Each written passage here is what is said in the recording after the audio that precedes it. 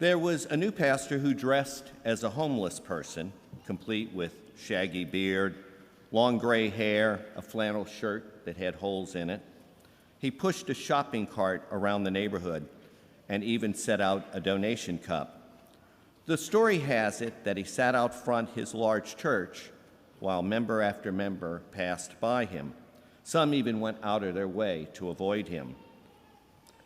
Then the pastor entered the church for his first service, and everyone realized who he was. A lot of people tend to define others in terms of the job they do. Hence, if they learn that a person is a doctor or a lawyer, for many their impression of that person goes up. But in learning that a person is in some other role, maybe their estimation reduces. Of course, more important than a person's job is the kind of person behind the job. The mistakes that the apostles made was to put the job in first position. In their eyes, the one who was the greatest was the one who had the highest position. They obviously thought that Jesus would set up an earthly kingdom, and so each wanted to be at the top of his kingdom. But Jesus told them that his kingdom was not about seeking honor and glory for itself, but about serving others. In fact, he was very direct when he told them, if anyone wants to be first, they must make themselves last of all and servant of all. Jesus was really saying in the gospel that it's not what I do, but who I am is what is important. One's self-worth should not depend on the work one does. It's possible to have good attitude and self-worth and accomplishment regardless of what one does for a living. In the second reading, we hear that whenever there is jealousy and ambition of the wrong kind, there one finds disharmony and disunity and all kinds of harmful things being done. False ambition is very damaging to the unity of a community. It springs from jealousy and selfishness, and it can result in all kinds of ugly behavior. In the gospel today, we heard of Jesus going through Galilee with his disciples, introducing them, instructing them. He was telling them that the Son of Man would be delivered into the hands of men, that they would put him to death, and after 3 days he would rise again. But they did not want to hear that kind of talk. Their minds and ears were closed to it.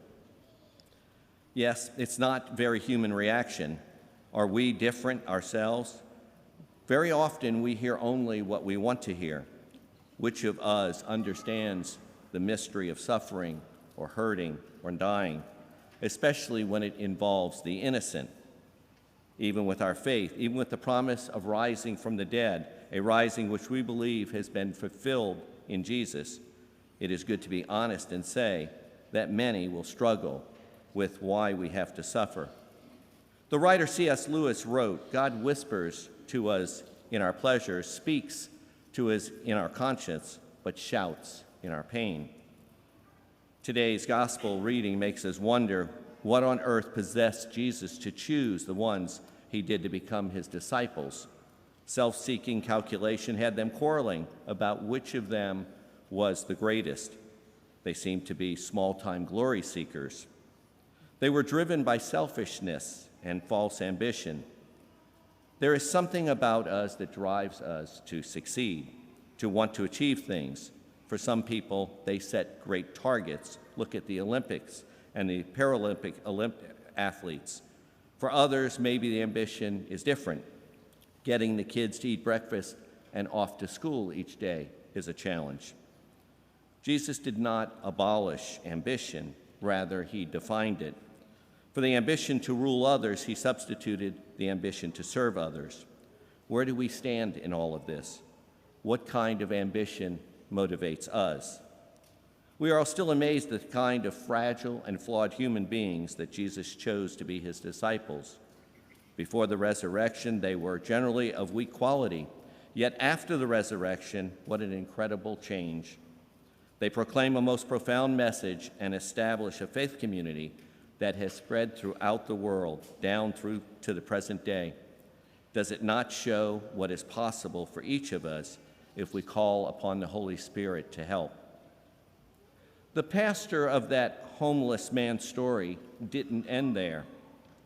So what happened the pastor asked the congregation. Many of them looked away. They were embarrassed. Some were afraid. And then in a very stern voice, he said, "Well, I'm going to tell you.